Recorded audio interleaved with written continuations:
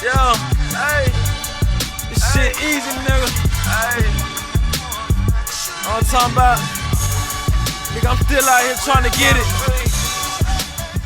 Contender Regime Boxing, checking back in with y'all, man. What's good? So we have Gervonta Tank Davis versus Rolly Romero. It's back on. Supposed to be June 4th, if I'm not mistaken, June 4th or June 5th. I think they moved the date to early June. Of course, the fight was initially supposed to be on before Tank fought Isaac Cruz. Isaac Cruz was actually a replacement opponent for Tank due to Rolly Romero getting caught up in some type of accusation, some type of weird shit that was going on, man. That was kind of really out of the blue. You know, this man got the biggest fight coming up, the biggest fight of his career, the highest payday, like the biggest event of his life coming up, and then all of a sudden this shit get brought out. You know what I mean? It smelled of some type of smear campaign or some type of money grab when I first heard about it. I'm like, y'all want to wait until this man got this, this humongous opportunity coming up to throw that shit out there, and then, now it goes away. So you fuck with this man's reputation and his name, and you mess up a big bag. But that's in the past now. I'm glad that Rolly Romero is getting this opportunity again, because shit, he deserved it. You dig what I'm saying? He deserved an opportunity to prove himself and get in there with one of the best guys and, see what he looked like. You know what I'm saying? And for Gervonta Tank Davis, as you see in the title, I think Rolly Romero is the perfect opponent for him, the perfect match, the perfect guy for many different reasons. We know that Tank Davis is, well, in my opinion, he's one of the most skilled fighters in boxing. I really think Tank Davis can do everything in the ring, and he has that X factor, one punch knockout power. Got speed and agility, very athletic. I mean, you see the dude jumping off the top rope doing backflips after 11 and 12 rounds and shit. You know what I'm saying? This dude is incredibly gifted, very skilled, and I think he has the ring IQ as well. You know what I mean? And so much game around him, from his coach to Floyd Mayweather, the guys that he's sparred with, the guys that he's been able to share the ring with, in training and in sparring and different things like that. He really has the pedigree of a champion and a guy who can take this boxing shit very far. So we know that. We see that aspect of Tank. You know what I'm saying? And as far as Rolly Romero being the perfect opponent for him, we know that the money team, Leonard Ellaby, Floyd Mayweather, their goal behind Tank is to build him up to be a pay-per-view star, to continue to put pay-per-view shows on with Tank headlining the events and put him in entertaining fights. They're not necessarily chasing after titles or, legacy or greatness in that aspect. They're purely prize fighting. They're purely putting him in matches that they think will sell to the general public, to casual fans, and, they want to put on spectacles and also competitive matches too. They kind of want the idea, what I get from the strategy behind building Tank Davis from the money team, is that they want to try to have a combination of everything, but the ultimate goal to put on entertaining matches and fight for, nice paydays, right? And Rolly Romero, being a guy who gets knockouts, he's known for his power. He's not really, in my opinion, one of the most skilled guys or the most technically sharp guys in the sport, or even in his division for that matter. But, he's a very athletic and a hard-hitting guy, gets a lot of knockouts, and he lives and dies by his power.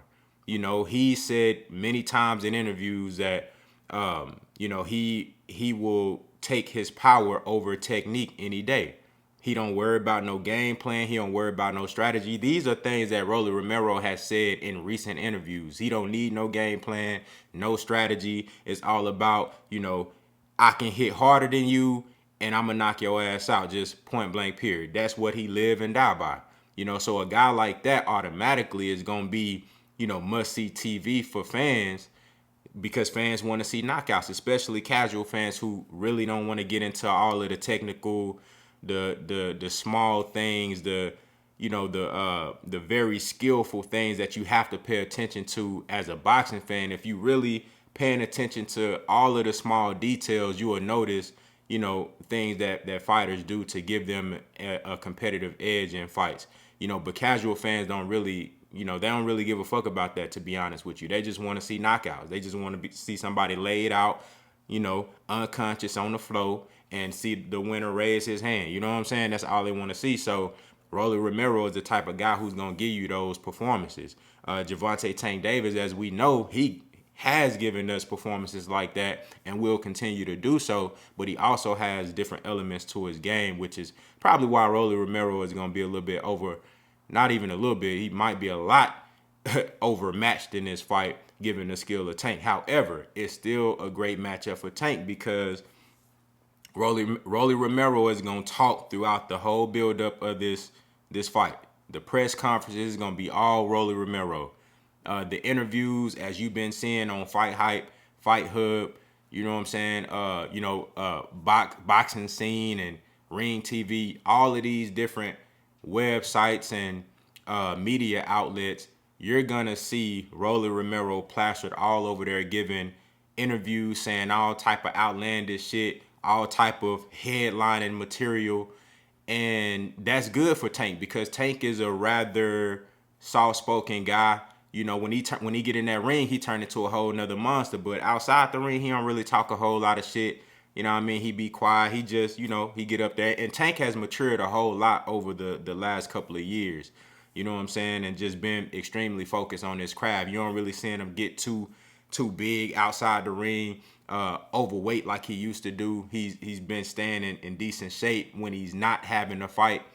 And I think that speaks volumes for the maturation of Tank Davis. You know what I'm saying? But his personality in general and his demeanor is just like cool, calm, laid back. He don't really do a whole lot of, flexing and shit like that. You dig what I'm saying? So Rolly Romero is the perfect dance partner. He gonna bring that extra element and help Tank sell that fight. He gonna do all the talking and have people intrigued and interested in watching that fight. They gonna want to either see Tank get knocked out, or they gonna want to see Rolly Romero get punished for all the trash talking, see him get flattened in that bitch. You dig what I'm saying? So, I think that's the perfect storm for Tank Davis. That's a perfect storm for him to be able to put on a great performance, a great show, a fight that doesn't go 12 rounds. It's gonna end in a knockout. Everybody wants to see that. You know what I'm saying?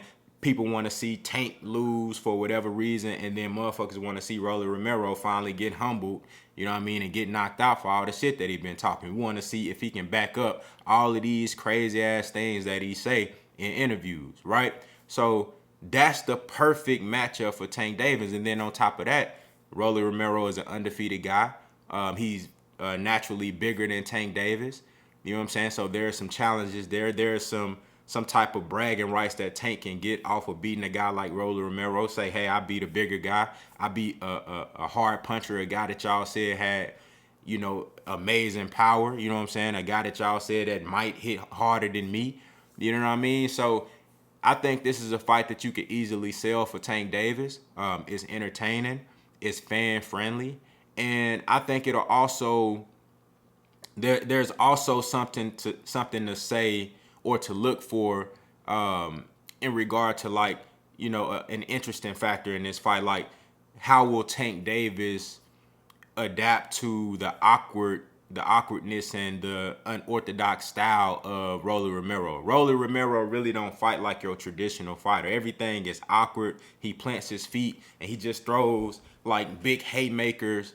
You know what I'm saying? He's always off balance after he throws and misses a shot. If he land, it could be trouble. But if he throws a big shot and he missed, 9 times out of 10, he's going to be leaned over in a very vulnerable position, which is why I think Tank is going to ultimately take this man's head off his shoulder. You're going to see that bitch rolling, and then that motherfucker going to fall off the side of the ring, and somebody going to hold that bitch up like this. Hey, you lost something. You dig what I'm saying? Like, that's ultimately what I see happening in this fight. But up until that point, I think it's going to be fireworks from both sides. There's going to be a factor. There's going to be a danger factor for Tank Davis. Like, whoa, you know what I'm saying? If he hit me with one of these bitches, you know, it really could be trouble. You know what I'm saying? I think in every second and every round of this fight, Rolly Romero is going to be in trouble. He's going to be in danger of getting knocked the fuck out in every second. For Tank Davis, just going to be moments and spots where it's like, oh, you know what I'm saying? Damn, he almost landed that shit. You know, so it's so many reasons why this is a good fight, and I'm glad that it's back on. You know, it's entertainment, man. You know, I've accepted the strategy of the money team and what they trying to do with Tank, and I've seen other fighters do it as well. Canelo been doing this shit for years and getting away with it. Nobody says nothing. He get praised for picking and choosing certain guys who can make him look good and shit. You dig what I'm saying? So shit, Tank Davis can do that shit too. I'm cool with that. I ain't tripping. You know what I mean? There's other fighters out here that want to be great, like Devin Haney, and motherfuckers don't want to give him no credit. You know what I'm saying? Devin Haney want to go fight for all the belts. He want to be undisputed. He want to, you know, prove he the best. But motherfuckers shit on him. So why would Tank Davis go do that? You know what I'm saying? Tank Davis need to keep doing what he doing. I would love to see Tank get in there with Devin Haney and all of these other Lomachenko and all of these other guys that I think would make great fights. But the guys that's actually trying to do that, nobody shows them love. You know what I'm saying? So if I'm Tank, I'm like, fuck y'all motherfuckers. I'm gonna do what I want to do, just like Canelo doing. You know what I'm saying? So y'all let me know what y'all think down in the comments, man. How do y'all feel about this matchup? Are y'all happy that it's back on? Do you agree to some of the points I made in regard to why I think this shit is like the perfect matchup for Tank? You know what I'm saying? It's the perfect opponent. You really couldn't have picked a better guy for Tank to have, you know, the turnout that he's looking for in a pay-per-view bout. You know what I'm saying? I just think this is stylistically, there's a rivalry there. You know what I mean? So much trash talk. There's obvious disdain and dislike between these guys. You know what I'm saying? And then you got it's a story behind it. And then there's that knockout factor. It's power on both sides. You know what I mean? Y'all let me know what y'all think down in the comments, man. Contender regime boxing. I'll holler at y'all boys, man.